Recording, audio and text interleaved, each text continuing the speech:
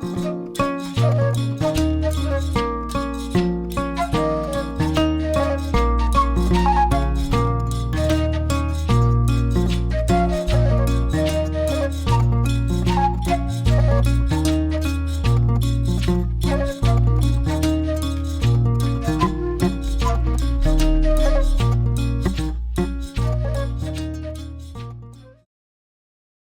everyone. Om Shanti. Welcome to the next normal in collaboration with America Meditating Radio.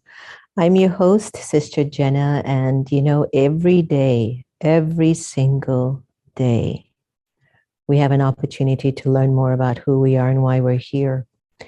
Have you ever been in a situation where by default, you showed up somewhere and all of a sudden you were thrusted into a role of great responsibility, and little did you know that you had what it took, and it just led to other great things in life? My special guest today is none other than the Honorable Hala Ayala. Born and raised in Virginia, she understands our Commonwealth and its history, its challenges, and its many opportunities. Now, as the daughter of a Salvadorian and North African immigrant father, and listen to this, and an Irish and Lebanese mother, Hala reflects the growing diversity of Virginia and the strength that it brings to our future.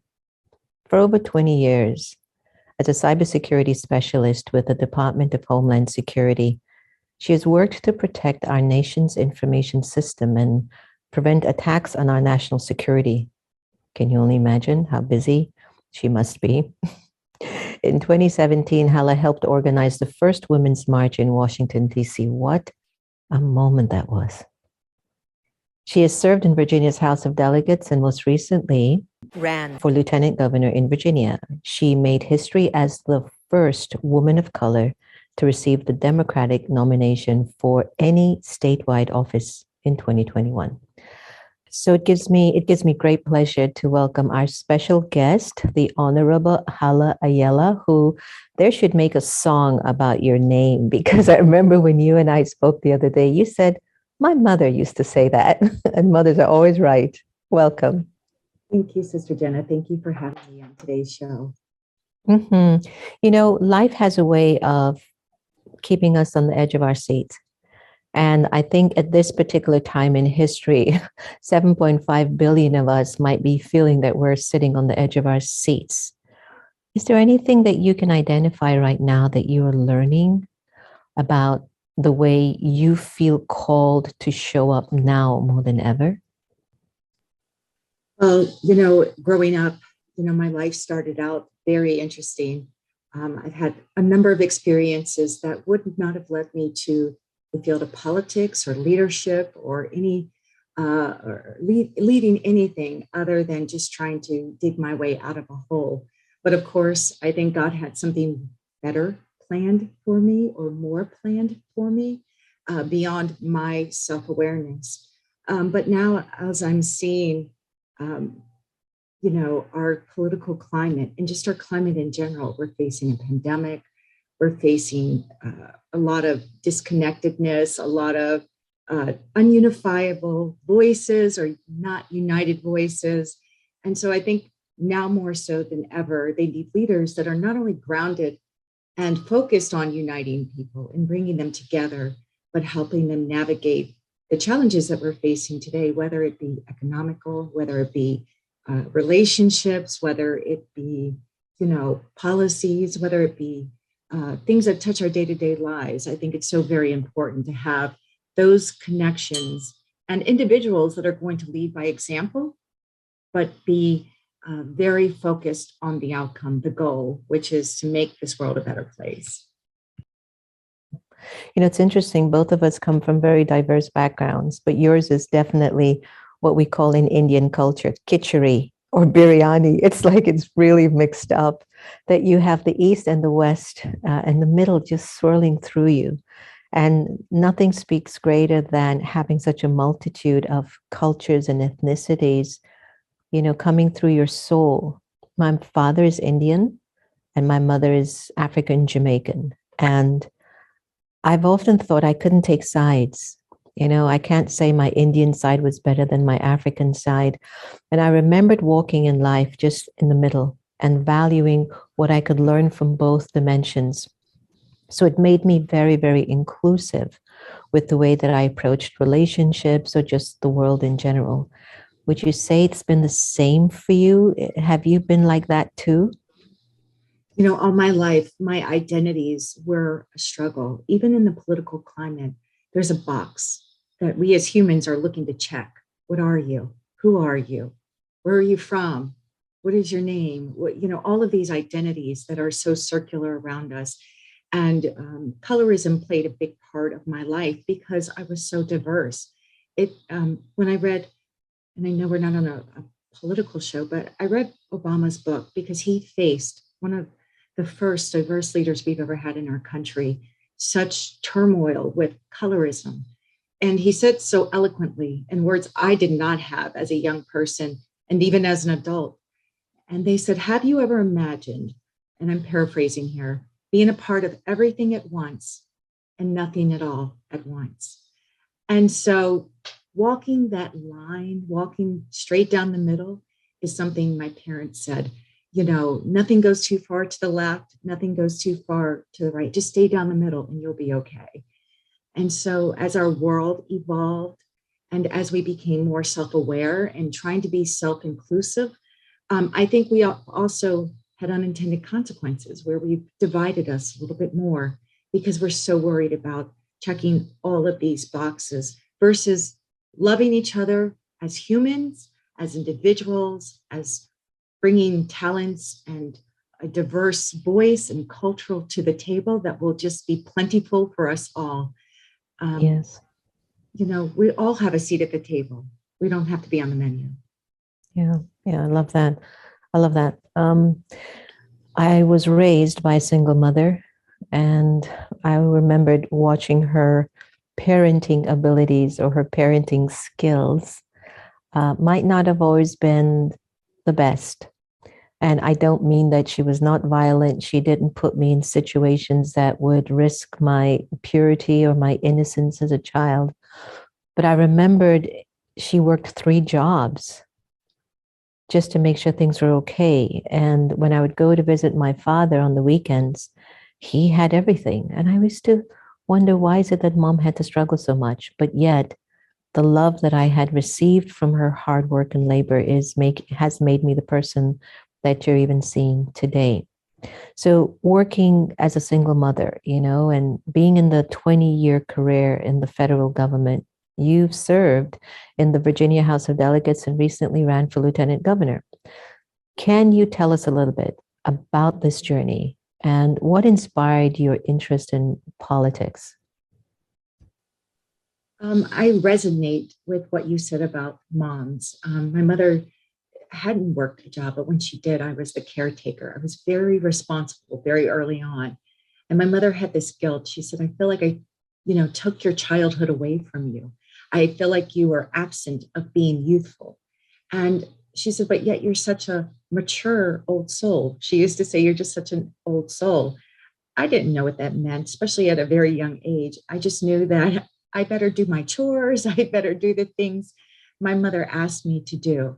And I think at some level, my mother worried about the very things that you would feel or how children would feel or perceive that mom was not either emotionally available or you know, something was, there was a deficit somewhere in our relationship or just her being present in the moment of our being raised. But what I found after losing her at a very young age, she was 51 years old when she left this world, is that we are all equipped as individuals with all the tools and resources, the breath in our body, you know, and the being and the people that raise us, the individuals, our parents, whether it be our grandparents or another family member, do the best they can with what they have. And not all of it is the best and have the heartwarming experiences. But for me, I was very lucky to have someone who led with love and loved other people, would give the shirt off her back if she could. And sometimes that came out of sacrifice, you know, where she wasn't able to spend so much time with us as family, but gave so much to others. And I think that is how I entered politics, with that seed planted. I was so mad that she was always talking to other people versus talking to us. But I saw the light in her eyes, the way she felt like she was doing something to contribute to the greater good, whether it was giving advice or putting a hot plate of food down for someone who needed to eat, or helping someone who needed money on this, who was looking for help or assistance. And she never met a stranger, no matter where she went, because of the love that she exuded and delivered out, she received back. So I think those seeds were planted in me somewhere, as frustrating as I felt as a kid, and blossomed in their own way. And as someone who entered politics, it was by happenstance. It was literally somebody drugged me to go do a phone bank for Obama. I wanted to go out to lunch and enjoy my friend. And she says, let's go do this. And from there, it just took off. I had no idea that I had any interest in the politics. I had no idea that I could do it, because I didn't graduate from Harvard. I wasn't a doctor. I wasn't a lawyer.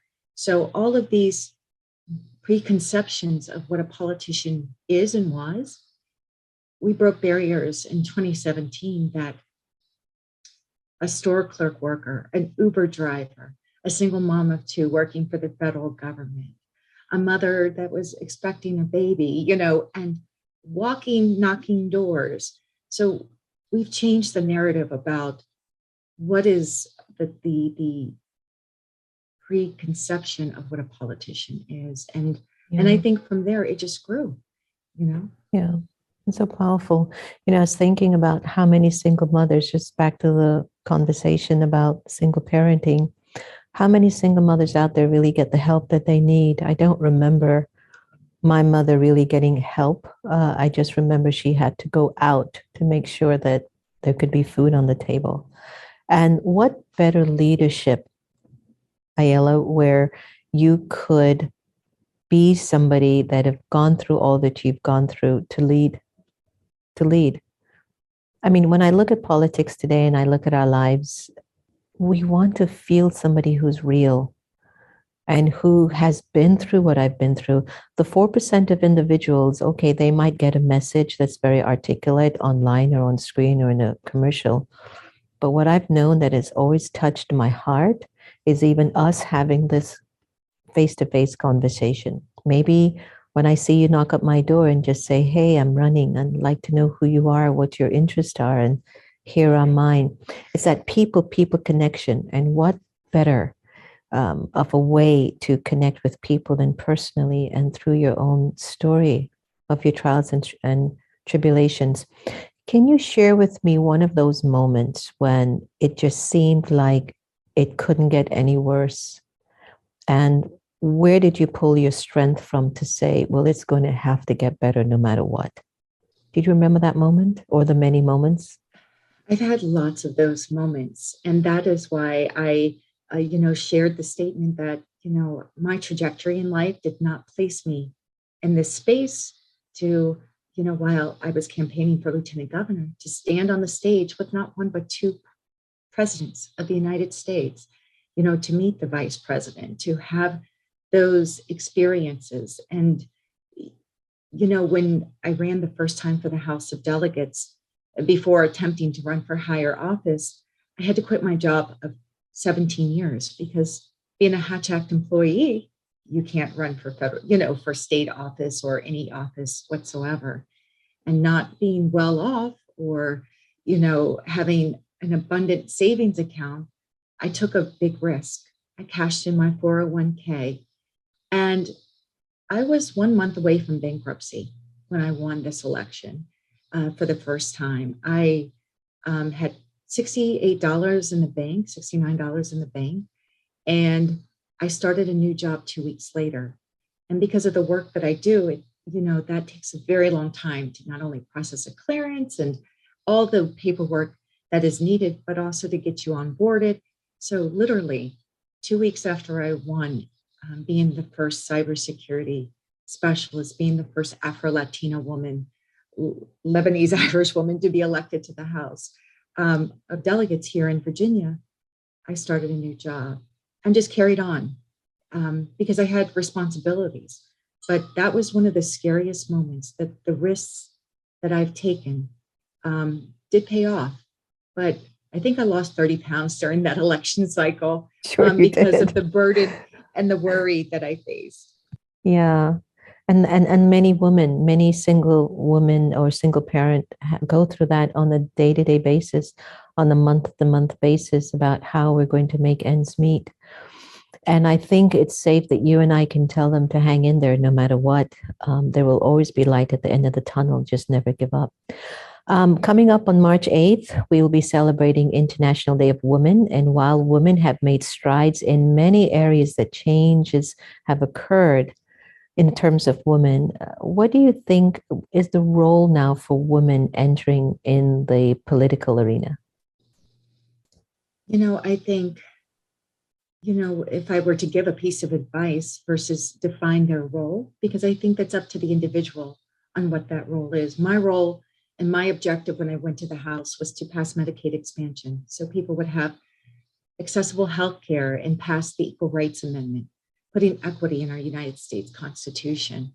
And so Virginia became the 38th state. I came there with the intent of not only passing that legislation, but also continuing the work that I and passion I had for, health and disabilities for children and families, and just the well-being. But I think women in politics bring their own persona. They're very nurturing. I remember day one of my before I moved into my office. We are very unique in the way we live our lives. We're not one-dimensional. We're very three-dimensional, if not more. So I remember smudging my office with sage because I believed in the power of positivity and spirituality and faith and health. And I wanted people to feel welcome. And believe it or not, they laughed at me, because they had never seen anything like that done in the General Assembly. But at the same time, every time someone came in, the one thing I always heard was they always felt warm, welcomed, and positive, despite our differences. And the thing I always try to carry myself or remind myself that someone is on the other end of that conversation when you're having it. Yeah. Be careful with your words because words have power. They matter. They can start wars or they can end them. And that you treat people and you teach people how to treat you by the way you behave. So that is kind of, sort of my ethics or my way of bringing spirituality into the work that I did and still want to continue to do. And I think women just bring those influences, whether it's the hardships, whether it's their spirituality, whether it's the nurturing spirit. We have all these dimensions, and we're not afraid to speak up and share those dimensions with the general public anymore.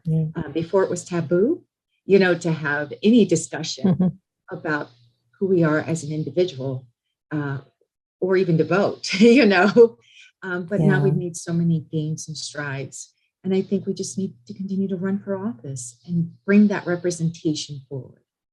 But I love that. I love that. I did a production called Soul Talk on the Hill, where I used to go to the Capitol and interview many, many senators and Congress people about their personal lives and about their spiritual side. And whether they were meditating or not, I mean, definitely Congressman Tim Ryan that led the pack with meditation and opening up a meditation room in the Capitol for members and staff to be able to go and meditate. I'm telling you, if we don't pause and somehow tap into a place of good intention for all, we're going to self-destruct. And whether it's lighting a candle, an incense, a sage, spraying your room with aroma, and those plugins that we would plug into the wall and it makes your whole office or room smell good. It's that I want harmony. I want peace in my deliberations. I want to be able to find a way in how we can work better together. I am not going to believe for 1 minute, Hala, that people really, really, really just feel fed by all of the hate and anger that they spew out ever so often. I am sure that they come to a point in their lives, they're just exhausted. They're exhausted. And I think that when women enter into politics, they can be like the grandmothers, the mothers, the sister, who can hold up civilization and humanity and say, it'll be okay. Now, let's go this way. This will be the best way. So I think that the empathy, the patience, the tenacity, the strength, the tirelessness of a woman could actually turn politics around. So bringing them at the table would be really, really important. So we're witnessing a great deal of fear, anger, division in the country, especially in the political arena. You have any thoughts about how we can bring about a new set of values and virtues which can foster cooperation, compassion, spirituality, inclusion? It sounds like heaven, I know. But I used to really be into the information in the news. Now I think I give like 5%. I just can't keep feeding that energy into my soul anymore. Any thoughts about how you would help to create unity and help us to focus on the greater good? What would be your plan? I think one leading by example, and talking more, sometimes going along with the crowd is fun. You can get sucked up really easy into being that person. And I have to remember my raising, the things that my mother did. She didn't have, in order to be a part of something greater than herself, even with the small steps she had taken, didn't require, things to be, I describe them as loud or being belligerent or being unkind and using words that just stoke fear. She met with the most amazing people, from Oprah Winfrey to presidents of universities. And, they came to our home in Woodbridge, Virginia, Prince William, Virginia, just to talk with her. They say, we hear the work that you're doing. Are you part of an organization? What are you doing? Nothing. It was just simply out of the space and love for her heart. And the amazing thing to see sometimes actresses or people who would quietly come in. And she just said, let's pray. Let's just be a part of something better than ourselves. And what I'm providing you is not your healing. It's you doing the work. It's you as an individual wanting to center yourself. So, I would love to see more meditative or prayer rooms, or, a space where people could just close off the noise and center themselves and get grounded. And I think a way to reset ourselves is to do just that daily, or in the middle of the day when you just feel like all of this energy is coming at you. Working in politics, the energy is constant. It can be heavy, it can be thick, and it can be joyous all at the same time. And so no matter if you're experiencing happiness or sadness, whatever the emotion is, being able to center that and balance it so that you see clearly what are the next steps. How do I need to improve this policy, or how can I help this constituent?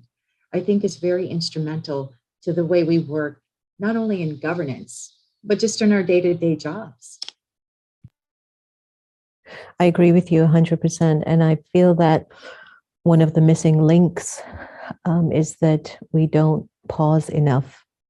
And I remembered, I think it was in the Scottish House of Parliament, we led a meditation, but they started to adapt to pausing every hour on the hour. In my community, we have something called traffic control. So every hour on the hour, there's a ping. And that ping reminds you to go inwards and basically remind yourself that your nature and your religion is peace. And you can get everything you still want from a peaceful place rather than a place of violence.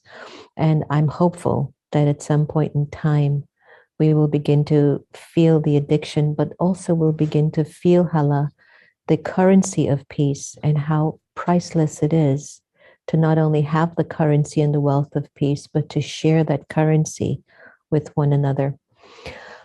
Jobs, let's talk about that for a little bit. It's been predicted that millions of jobs will be eliminated or significantly changed into the future due to automation and digital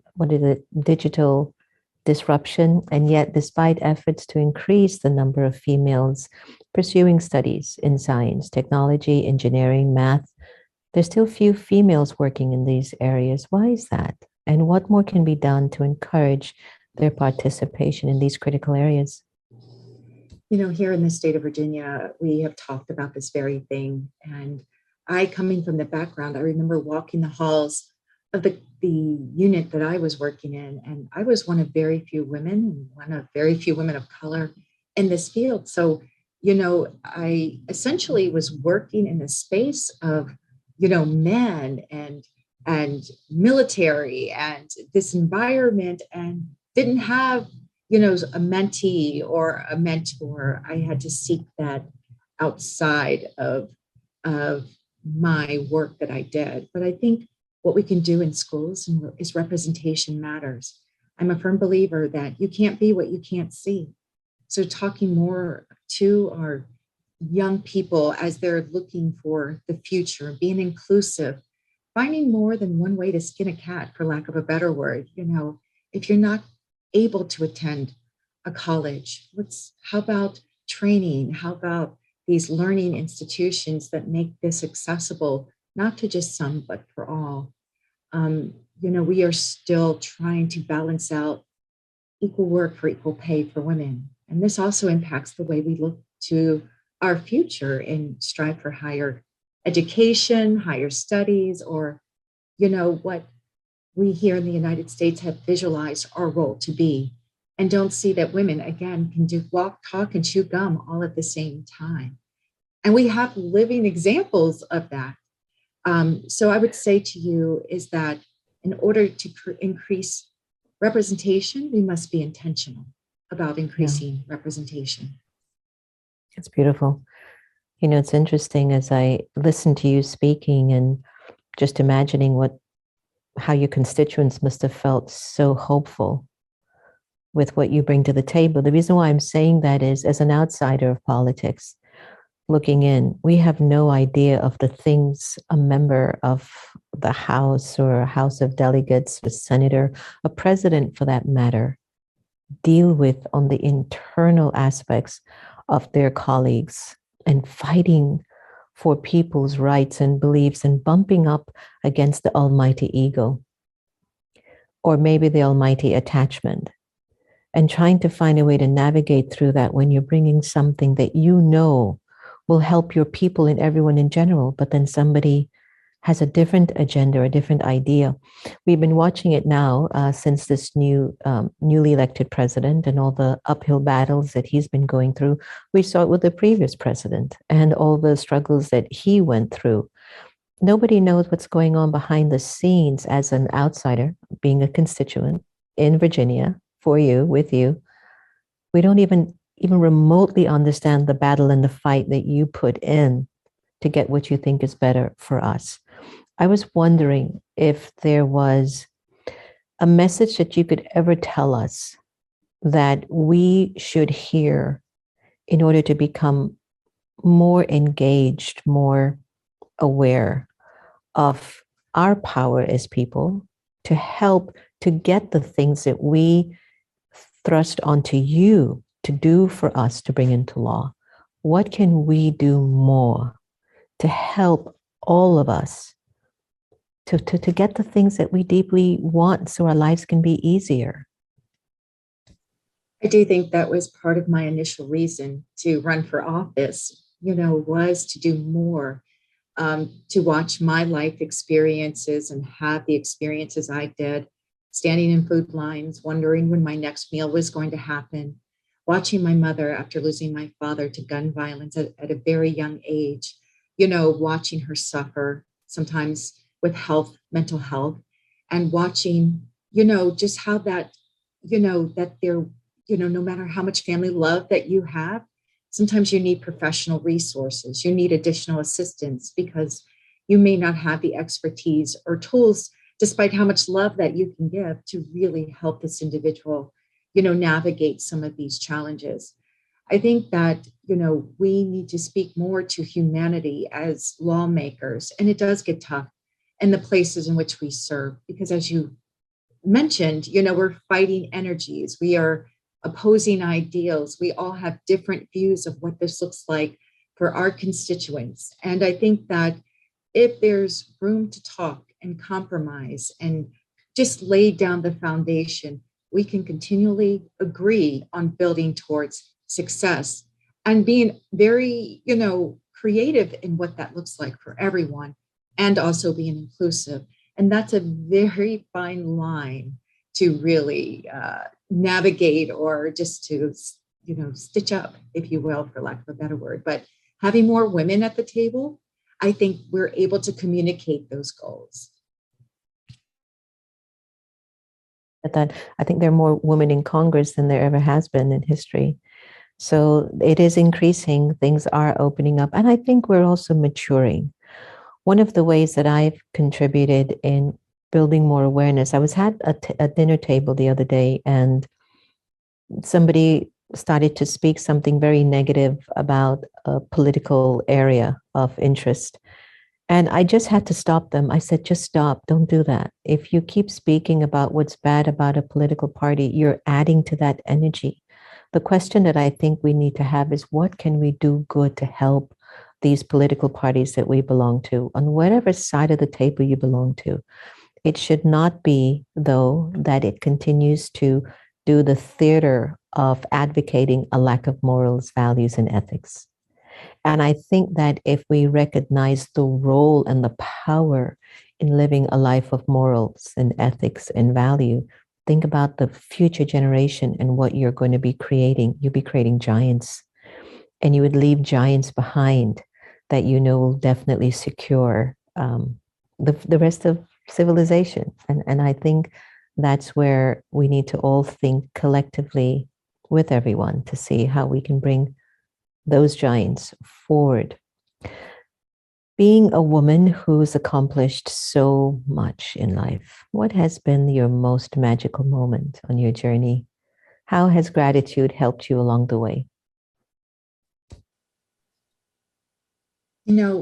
I remember as I was, just dipping my toe into politics, I was enamored by the possibility of the first woman president. I was enamored by the ideal, and I was very new to politics in 2008, about the first Black man being president, because what that represented to me was progress, not only for myself, but for my children. And that maybe through the way he spoke and the way I felt when he spoke, that we could really change the hearts and minds and heal some of the challenges that we have had as United States, from our racial history and the horrible experiences we've had in the past, to looking towards a brighter future of hope and change. And I remember sitting and doing everything I can to get President Obama elected. And again, I'm just a small little pea in the grander scheme. And I remember, someone coming to me and handed me a ticket to attend one of the rallies. And I said, okay. And they said, well, it's not in the front, but you still can attend. And at that moment, when they handed me the ticket, something said to me, it's going to be okay. You'll be closer than you think. And the next thing you know, 2 days later, and this was the day before the rally, somebody called me and said, would you like to be even closer? I said, would I like to be even closer? They said, yes. Yes, you would. I was like, there's no way. I was so excited. They said, no kids, but I wanted to bring my son because this was so important to what, again, you can't be what you can't see. Philosophy. And I got the ticket. I walked in and the crowd was worried. You could feel love. You could feel unity. You could feel hope. You could feel excitement. And I'm like, yes, more of this. I felt so energized. And I remember getting very close to being right there to the stage. I was like, this is not possible, right? How did I get here? A little girl from the projects and experience. I was just so proud to be there. The next thing you know, a man came up and said to me, we'd like to put you on the back of the stage. So when he comes up, you'll be able to be right there, front and center. Would you like to stand behind the president? the goosebumps I got, because I always go to a place and I said, whatever's supposed to be will be. And where no man, no human will ever close those doors, because my faith tells me that whatever is written for you. So no matter what is said, what is done, how we conduct ourselves from day to day, no matter what, no matter how hard the day is, whatever is written is for you. And that day proved, because I held that in thought. Again, the energy was just perfect, just to reinforce that thought of well-being and confidence, and it's okay. And I think that we need more of that experience where we can say, as a population, as a human being, and we will fail at times. We're not perfect, but continually strive for, it's okay. We'll get through this together. And holding that in thought and holding that energy, I think, as you did at the dinner table, so politely so, to the individual that was attending that dinner with you, just Yeah. reinforcing and being very intentional. That's not okay, but this is what is okay. And just And gently nudging that energy yeah. into a different space. And not to be somebody who tries to hold the person back as they're going forward. So you can hold your vision for your future and it can be grand. And while you're holding it, you might see others moving ahead of you. Support and help them, because they just might pull you in. And what I see sometimes is people trying to pull the other one back because they're winning or they're going ahead of them, not realizing that we're in a cycle of consciousness.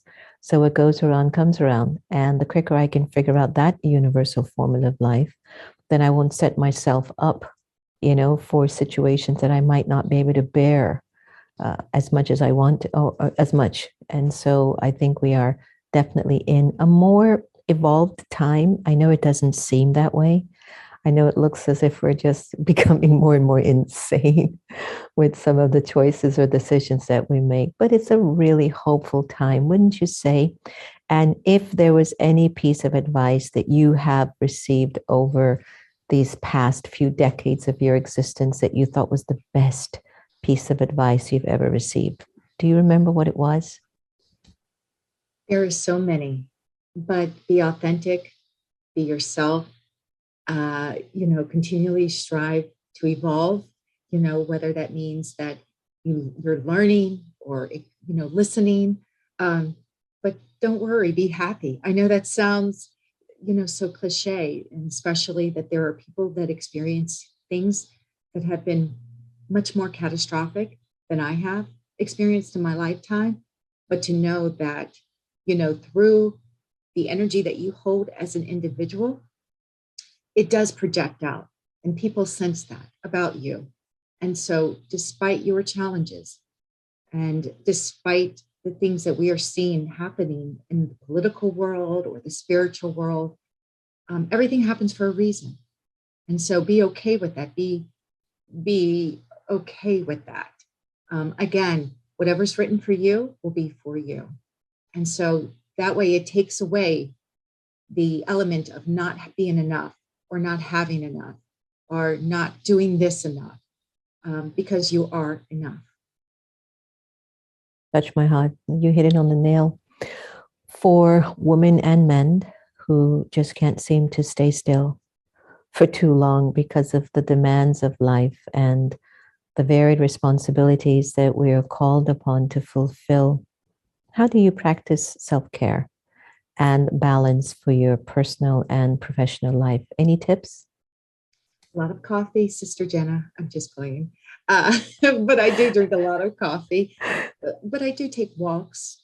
I do remember where I come from. I remember I try to, even though those memories sometimes can be painful, remember how far I've come and how far that, you know, the higher power, if you believe God, Buddha, or whomever you pray to, has a purpose for you. And whether the experience be painful at the moment, if I'm taking that walk, or whether the experience be joyous, I try to hold that thought that there's always space for you, that there's always a seat at the table for you. and you're never alone. So with that in mind, even though there may not be a physical person, but just me and my dog Poppy walking, as I'm contemplating, as I'm reflecting, I think some of that self-care is breathing in fresh air and just breathing out that negativity and that heaviness. I may make a little progress that day, but sometimes I make a lot of progress just having access to fresh air. So that's my self-care, or going to the spa and getting my nails done and a pedicure and a manicure. Those are ways that I celebrate me. I'm a firm believer we are a walking business card. And so how we present ourselves, is very important. You don't have to have the most expensive, but whatever you can do to be welcoming and inclusive, not only visually, but in an energy way. It'll exude through jeans, it'll exude through a scarf, or, a house coat. So, just be authentically you. That's beautiful. Thank you so much. Honorable Hala Ayala, you are definitely an inspiration, and we're hoping that maybe you'll get back in the ring again, because I think that we're really moving towards a more, what's the best word? I don't want to say spiritual, but I'd say more aware, more of an awakened way of existing with one another. I know this with all my heart, that deep inside everyone, when they become still enough, they will see what love wants them to do. And you can do that in politics, you can do that in the corporate sector, you can do it with your next door neighbor. And women like you at the table will definitely help us to get closer to that mark. So thank you so much for joining us. Are there any final thoughts that you'd like to share with our amazing audience? And if there's a contact information that you'd like to leave them with, please do. Absolutely. Sister Jenna, thank you so much for having me. Being in the room with you, this is a moment. I have to thank our friend for connecting us and paying homage to the work that she's been chasing me down for us to connect. So that was just amazing. Things work out the way they're supposed to. But this morning I read, this quote from Maya Angelou, and it said, "Love is a condition in the healing spirit so profound that it allows us to forgive." And I posted that on my timeline. And so today, I just allow everyone to, just absorb that from Dr. Maya Angelou, who is no longer with us here in the physical space.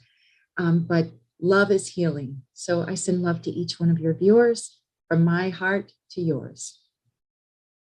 Much. What's your best website that we can find you? That would be helpful, wouldn't it, Sister Jenna? If I mentioned how to connect with me is halaforvirginia.com. Beautiful. And that's HALA for Virginia.com. Correct. It's FOR Virginia spelled out.com. Absolutely. Well, I think you've got a little army here that's going to be really supporting you with whatever you need to do, especially in our Virginia area.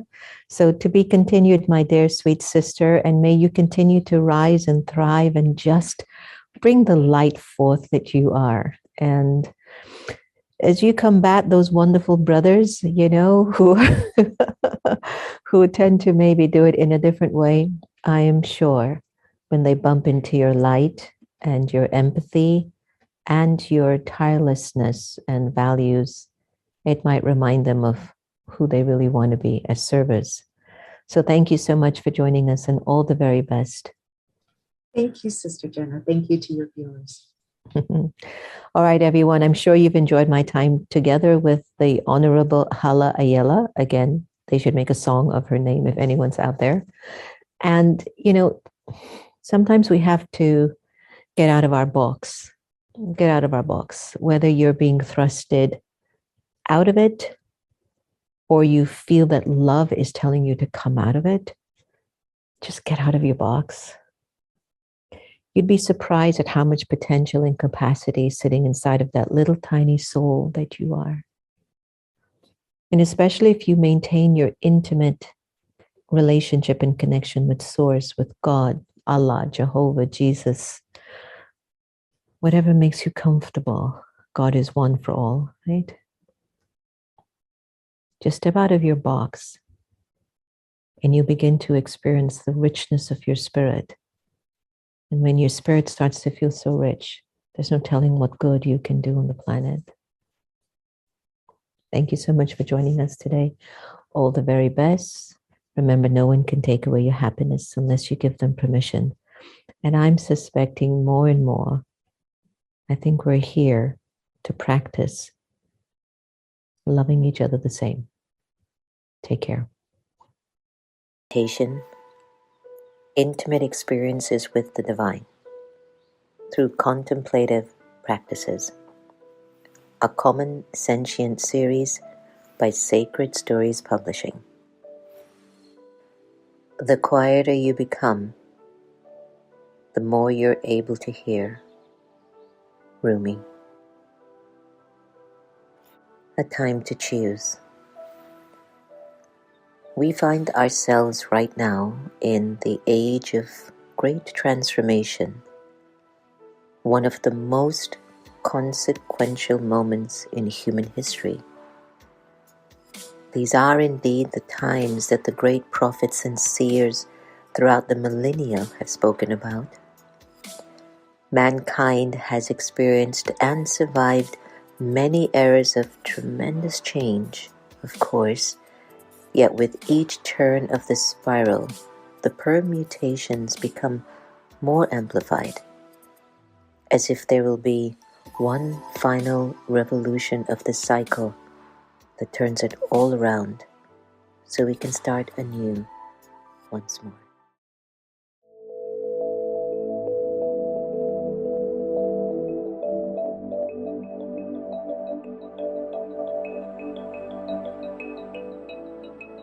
I had the opportunity to connect with the energy of Shiva and have an amazing experience of the divine feminine, the divine masculine entering into my being and changing me forever. During an afternoon sail while on vacation, a divine message was given to me through an unexpected, non-ordinary chance encounter. The story I share in these pages is one of a profound vision that occurred during a meditation that changed the course of my life.